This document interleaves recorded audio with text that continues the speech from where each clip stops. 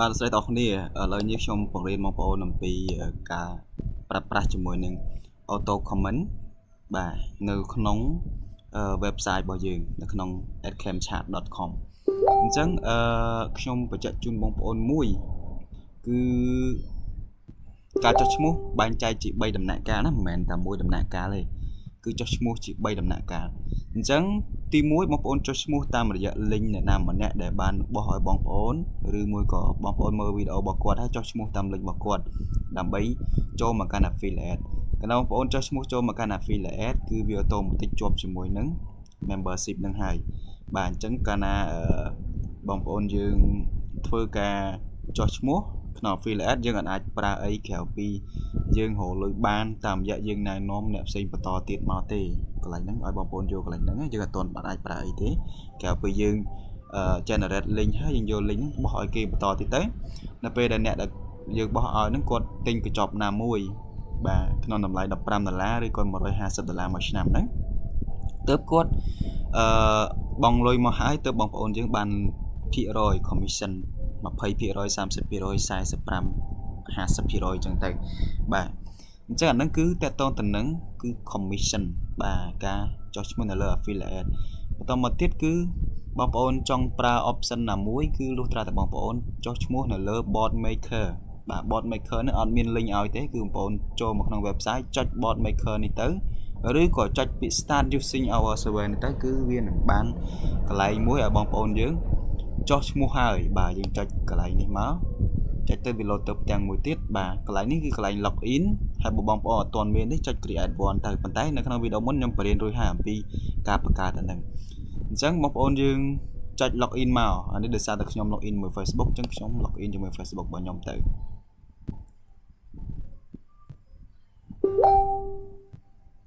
អូខេអញ្ចឹងអានេះគឺពេលដែលបងប្អូនចូលមកក្នុង bot មិនថាចូលនៅក្នុងកន្លែងគោលដៅដែលយើងចង់បានហើយយើងនឹងដឹងថាតើ website ដែលខ្ញុំបាននិយាយមាន auto comment មានឆ្លើយសារ auto មានអីហ្នឹងតើវាមានពិតប្រាកដឬក៏អត់បាទក៏ឬមួយក៏ចេះតែថាទេអូខេបាទហើយអ្នកឆាតប្រងឯងបាទចាំតិចបាទអញ្ចឹងគឺនៅក្នុងនេះឯងជាអ្វីដែលយើងត្រូវការជំហានដំបូងដែលបងប្អូនត្រូវធ្វើតែពិតគឺវាមានកន្លែងខ្លះគឺមាននៅក្នុងនេះហើយស្រេចហើយការប្រើប្រាស់អីនៅក្នុងកន្លែង help នេះបងប្អូនចុចកន្លែង help ហ្នឹងចុចកន្លែងពាក្យ knowledge base នេះបាទអញ្ចឹងគឺមានជាមួយនឹងរបៀបក្នុងការប្រើប្រាស់មួយចំនួនបាទទៅយើងអាប់ដេតក្រោយនេះគឺយើងអត់ទាន់ធ្វើការអាប់ដេតបន្ថែមទេយើងចុចកន្លែង bot maker នេះមកយើងនឹងឃើញ6 function ដែលបានរៀបចំមកបងប្អូនមើលប៉ុន្តែគាត់ថាយើងអាប់ដេតមករហូតអញ្ចឹងពេលខ្លះវាខុសអូខេអញ្ចឹងដំបូងគឺយើង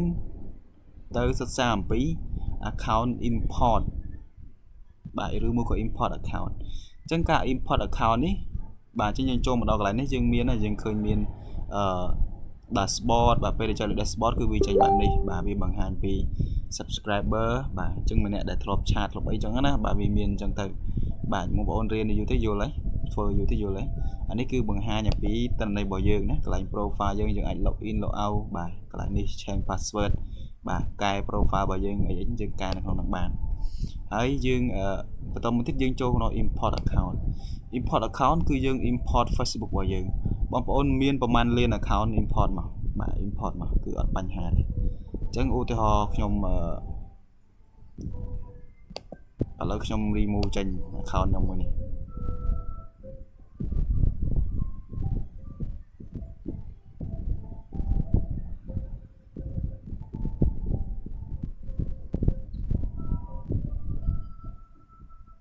អញ្ចឹង success remove អញ្ចឹងអត់ទាន់មាន account ទេអូខេខ្ញុំ login សារថ្មី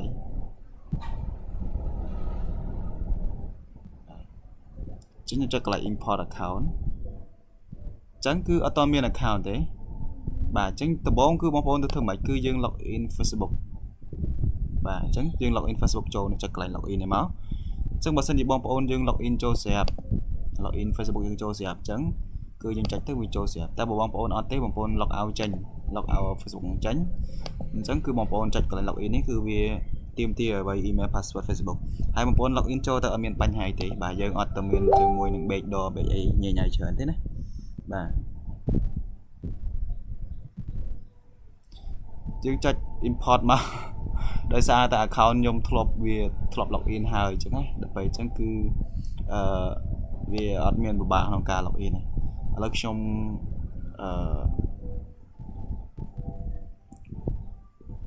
នេះខ្ញុំឲ្យមើលកន្លែងនេះហ្មងបាទនេះចូលកន្លែង account import inbox maker នេះមកអូខេចេញយក Omicron មកនេះអញ្ចឹងបងប្អូនចុចកន្លែងនេះចុចកន្លែងនេះមករួចមកបងប្អូន Omicron ទៀតបងប្អូនចុចកន្លែងពាក្យ login នេះចុចកន្លែង login with Facebook នេះមកនេះចុច login មួយ Facebook នេះមកនេះតើបើចុចហើយគឺវានឹងសួរនេះវាមកសួរចេះអញ្ចឹងបងប្អូន continue as ឈ្មោះបើយើងឈ្មោះអីចឹងមកហើយបន្តមកទៀតចុច POQ នឹងមកទៀតមកបើសិនវាសួរកន្លែងនេះយើងចុចវាដូរទៅជាពាក្យ public ហើយបន្តមកទៀតចុច OK មកបាទអញ្ចឹងគឺបន្តមកទៀតយក page will not visible បាទអញ្ចឹងកាលណាយើងចុចហើយគឺវាចូល account របស់យើងមកចេះហើយបាទនេះវាចូលមកបែបនេះណាវាចូលមកបែបនេះអូខេនេះដោយសារតែaccount គ្រប់ដាក់ហើយឥឡូវខ្ញុំចូលទៅ account មួយទៀតមកបាទអូខេខ្ញុំចូលទៅនៅក្នុង web មួយទៀត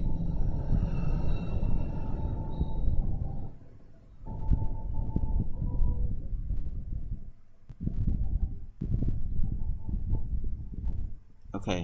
ចឹងខ្ញុំចុចពាក្យ start using our software បាទអញ្ចឹងខ្ញុំ login ចូលប្រើ email password ដែលខ្ញុំបានចុះឈ្មោះពីមុនមក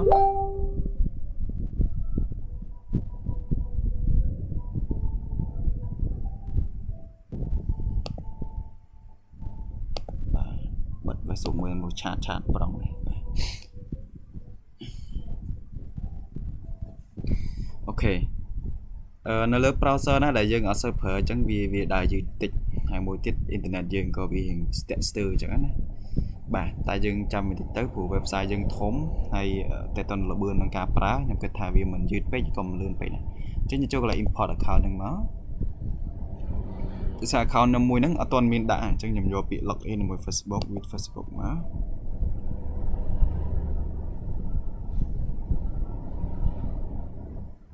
អូខេ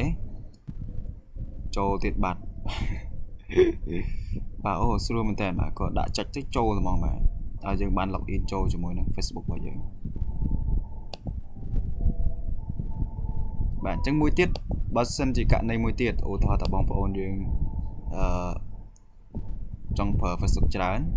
ហើយចង់ Facebook ផ្សេងឥឡូវយើង log out Facebook នៅចេញ log out ពី browser នឹងចេញណាបាទអ៊ីនធឺណិតហ្នឹងគឺសាំតែម្ដងបាទចុច log out ចេញមកអូខេអញ្ចឹងមិន login អីទេយើងចុចនេះមកចុច login with Facebook បាទអញ្ចឹងវាឲ្យវាយនេះគេវាយ email password Facebook ដែលបងប្អូនចង់ login ចូលទៅបាទបន្ទាប់ពីវាយចូលហើយគឺបងប្អូនចុច login ទៅគឺវាទាញចូលហើយបាទទាញចូលហើយអញ្ចឹងកន្លែងហ្នឹងគឺអត់មានអីបាក់ទេឥឡូវខ្ញុំបាទវាយរួចទាញចូលមួយហើយបងប្អូនចង់ login ប្រហែល account ក៏បានដែរ Facebook បងប្អូនណាបាទ login ប្រហែល account ក៏បានដែរអញ្ចឹងកាលណាបងប្អូន login ច្រើនទៅបាទអញ្ចឹងគឺ unlimited ណាគឺអត់មានកំណត់ប្រហែល account ទេបើពេលបងប្អូន login ច្រើន account ទៅគឺ account បងប្អូនវាមកទៅរៀបជួរយើងមើលតែឈ្មោះ account របស់យើងមើលតែរូប profile ហ្នឹងមកគឺវាមកតាមហ្នឹងមកណាបាទអញ្ចឹងមួយទៀតគឺpage របស់បងប្អូននេះនិយាយពី page ណាបាទឥឡូវខ្ញុំអត់មក log នេះទេខ្ញុំ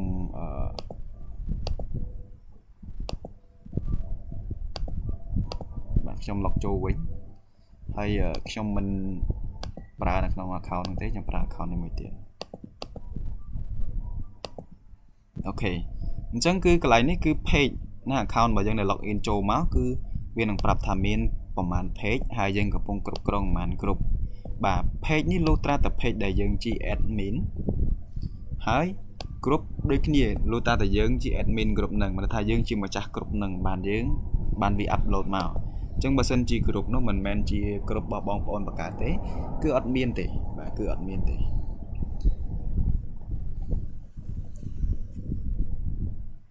chẳng cứ dương shop page mùi nà mà để thà bóng ôn trong oi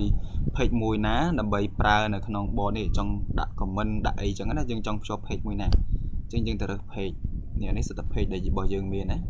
và page của nhóm V8 sẽ mùi page ok ở trong shop page mi nhau phù màu nên sợ page nhưng mà cả lấy chạy lại nâng máu hơi chạy bị ok lên chạy nhiều chạy lại nè bảo chạy ok má bà hai ca login account pra page pra ở trong website này cứ có mở rom hưởng click khôi account khôi ở đấy bà ở tại account mong ôn lọ rừng món cứ ở khôi thế lượt lại tại account mong ôn ro khôi mà tại account mong ôn video dụ ca thực khôi thế ấy do mà pra khôi còn một tô website của website giống như cứ dương pra lệ cái nào vừa vái và status score để API men dương chạy từ c code từ c do một đặt admin ca anh nhà status score trầm trâu thế bà ca đã cho này cứ status score trầm trâu chắc là account page đại dương ban shop hai cứ vì mình lại như mùi tiệt chẳng đấy bà dương lại này dương trong đặt tranh của mọi miền chứ hay một ôn trong đạm màn page tiền trong đạm page mùi na tiền đầu tập trong đạm công sản phải play chạy như mùi tiền má shop châu bọt mới tiền shop page như châu bọt ok bản chân vì lâu này chân trước ban shop page pi chân dương xạ là bon tầm mơ tập page màn là vì shop đó bà nhưng mà chứ dương trong lại dùng shop ban page pi chân dương chấp đam thưa của mình bà các pra comment ô tô bà min dương chạy lại comment automation đấy một bốn không comment cứ miền pi comment lơ pop mũi comment lơ live toàn chẳng miền pi ở lớp trong phần một bốn ở vô làm pi comment lơ pop chẳng một bốn dương chạy ở reply template nữa ok chẳng dương chưa vô cái create new template nè bà dương create new template nè cái này dương select page thôi ok anh ấy profile vào dưới và tay dùng chọn bàn page page pi để dùng chọn màu mấy mình nhớ nó phù màu chứ một bom shop tầm muối vì khơi mau tầm muối cái là một bom shop chát khi mau chát shop pi mau pi chọn bay một bầy cái này để dùng chọn màu nữa bà chắc nhâm trong đại cho mỗi page mình nhớ phù màu ok do you want to send reply message to user multi times vì trong biên đây tha ta dư trong send message bà mình tha là trong đấy nó pe đài cái comment ở lớp post nào mua để được bàn select nắng chẳng viên đừng thua ca reply post hãy vi send message từ cái phòng chẳng dương trong vi send message tới chờ đòn ọt bà chẳng mình thầm mà nè comment máu cứ vi reply vi send hay mà nè comment máu tiếp reply hay send message từ tiền bà sân là dương on thích lại này thế bà dân đọc ở việc po son chẳng cứ vì ở đây mình đã comment tại tập bốn nó cứ ban là nè tập bốn nè mà tao cứ ở ban send rồi chẳng dương cho chị mà mỗi thứ đã tha do you want to enable comment reply lại những video auto một tay chập một máu ở chân không đọc về do you want to like on comment by page lại ní mình tha nó pe đã cái chập đam comment là pe đại cái comment là lơ page post rồi bao giờ nó cứ vi auto like comment một cái tầm đồng like comment cái muối hãy reply và tập reply hãy bà viên đừng send message ok chạy dây mười từ nữa ok cái này chỉ cái sầm khăn muối cứ generate message for all miền này tha dương slide top message automatic nè na comment pi ấy của dương slide đã top này bà ta bao dương send message by filtering word sentence bà xin thì dương vô option Chrome send message by filtering word sentence này cứ viết sầm đào từ lơ np đai bong ôn dương cầm not pi nè dương cầm not cái này nè ô thôi dương cầm not pi ok dương cầm not pi yes chẳng bà cái comment pi how much cái comment pi where your location là cái xua dương nào na cái xua tầm lại mát cứ vì top này comment dương top này ta nó pdk dưới bị thao ok cái comment bị ok cứ bà dương នឹងឆ្លើយតបវាអូតូម៉ាទិកតាមរយៈការកំណត់នេះកន្លែងនេះយើងឆ្លើយតបវាមិនអញ្ចឹងណាឆ្លើយតបគេមិនអញ្ចឹងអានេះយើងអត់រៀនទេយើងរៀនលើយើងធ្វើលើសិនបាទយកលើឥឡូវនេះអ្នកណា comment អីក៏វា load ឆ្លើយតបដែរអញ្ចឹងយើងកន្លែងនេះ write your auto reply campaign name here កន្លែងនេះយើងសរសេរអីស្អីទៅឲ្យតែយើងចាំខ្លួនឯងណាយើងចាំខ្លួនឯងទៅខ្ញុំដាក់ test 1 test 01បាទបើសិនជាផ្សេងទៀតយើងបង្កើត test 0P អញ្ចឹងទៅអាហ្នឹងគឺយើងធ្វើការគ្រាន់តែដាក់ចំណាំទេដាក់សខ្មែរក៏បានដែរបងប្អូនចំណាំអញ្ចឹងណាកណ្ដាលយើងបង្កើតកន្លែងនេះច្រើននេះយើងពិបាករើសអញ្ចឹងយើងត្រូវចំណាំខ្លួនឯងថាកន្លែងហ្នឹងវាជាស្អីបន្តមកទៀតគឺ message for comment reply អញ្ចឹងនៅពេលដែលគេ comment បាទយើង like គេមួយបន្ទាប់ពី like យើង reply comment ហ្នឹងថាម៉េចបាទយើងចង់ដាក់ពាក្យ reply comment ហ្នឹងថាម៉េចអញ្ចឹងធម្មតាបងប្អូនយើងដែលលក់ផលិតផលគឺគាត់យល់ហើយថាតើចង់ឆ្លើយតបគេថាម៉េចយើងអាចឆ្លើយតបគេសួស្ដីបងប្រុសអរគុណបងដែលបាន comment បាទសូមបងទម្លាក់លេខទូរស័ព្ទឬមួយក៏បើសិនជាបងចង់កំងទិញសូមបងខលមកកាន់លេខអញ្ចឹងទៅអានេះគឺយើងដាក់ទូទៅណាអញ្ចឹងវានឹង comment ពាក្យនឹងមកឲ្យយើងហើយចាឥឡូវខ្ញុំឧទាហរណ៍ Hello បងប្អូនដាក់អង្គខ្មែរក៏បានដែរសួស្ដីកន្លែងយើងដាក់ឈ្មោះហៅឈ្មោះពួកគាត់ក៏បានដែរបាទយើងអានេះគឺ first name បាទយើងដាក់ last name មួយទៀតមកគឺវា load automatic កន្លែងនេះបាទយើងដាក់ទៀតមកតើបាទអរគុណដែលបានចាប់អារម្មណ៍អរគុណដែលបានចាប់អារម្មណ៍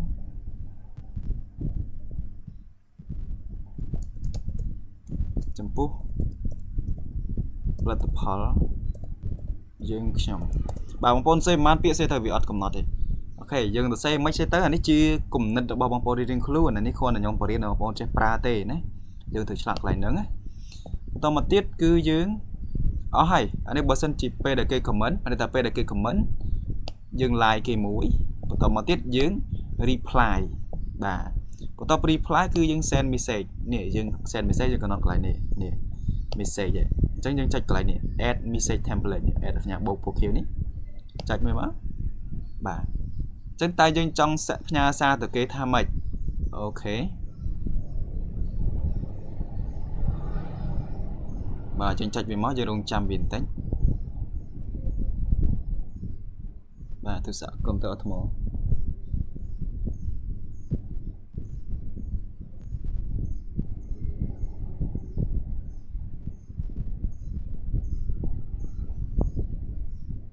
បាទអញ្ចឹងវា load ចុងកន្លែងនេះ template name នេះយើងបង្កើតជា template name មួយបាទយើងដាក់ test 01ដែរមក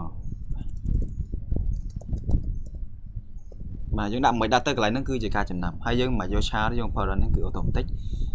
post batch ID យើងដាក់01 02សាច់យើងដាក់តែអាហ្នឹងវាអត់បញ្ហាទេបាទអាហ្នឹងយើងដាក់01 02យើងតាមខ្ញុំអញ្ចឹងទៅបន្តមកទៀត select reply type អញ្ចឹងកន្លែងនេះChu label នឹងមិនធ្វើទេ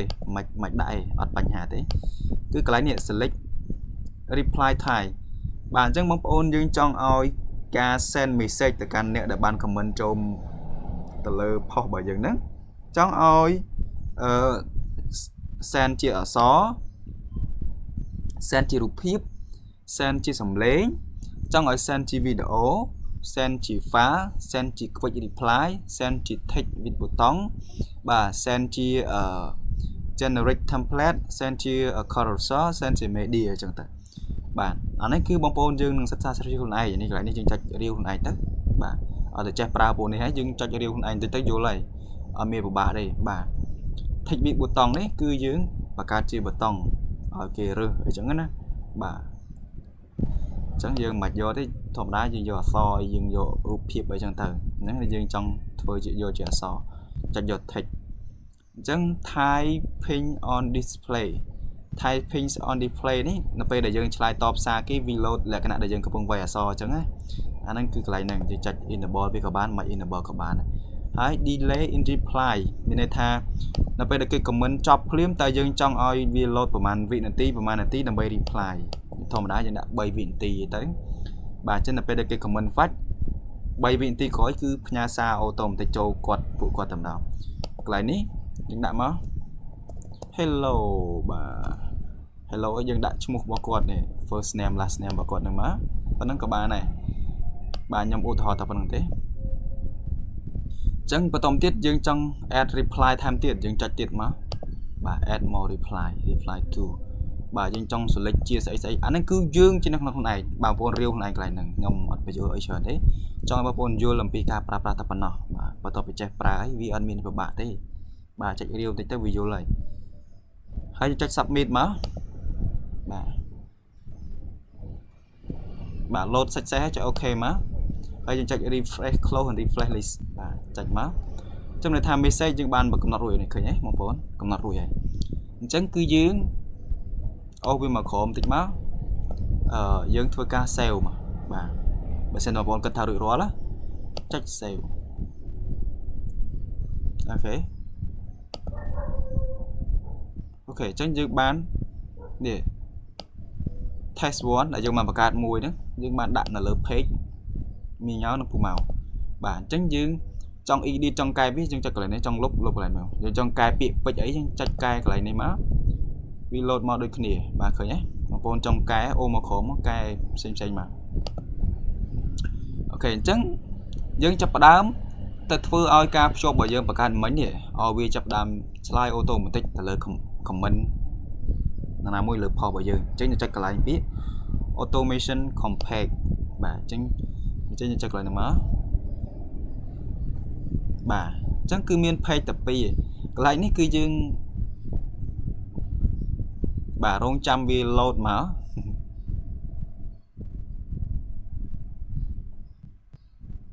បាទយើងរងចាំវាទៅព្រោះអ៊ីនធឺណិតវាដើរយឺត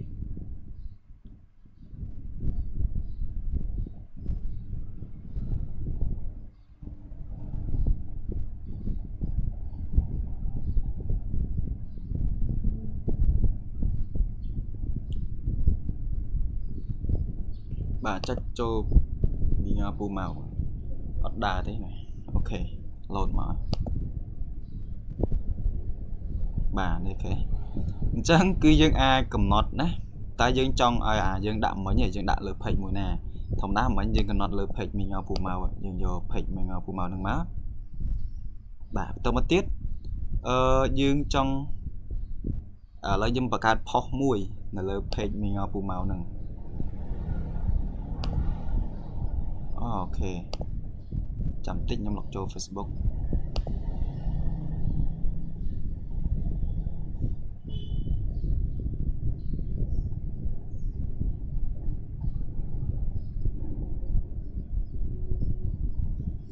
បាទការប្រើប្រាស់ដំបូងយើងមើលទៅហាក់ដូចជាសាំញ៉ាំតែបងប្អូនប្រើតែ2-3ថ្ងៃទៅគឺវាស៊ាំហើយនិយាយទៅគឺវាធម្មតាវាអត់មានអីញ៉ៃច្រើនទេបាទវាមានតែប៉ុណ្្នឹង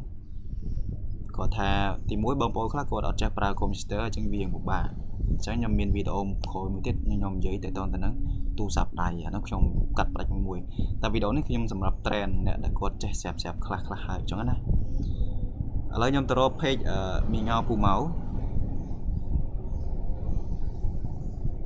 នៅណាទេ page ហ្នឹងនេះ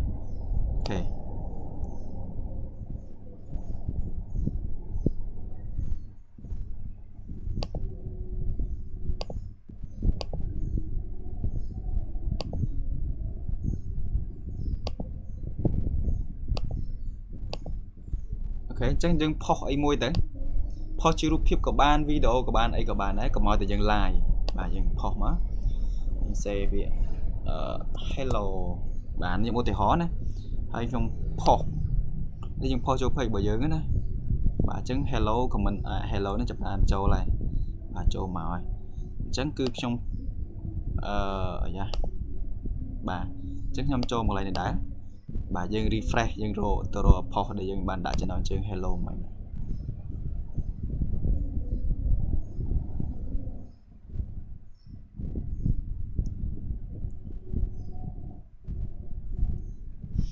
បាទ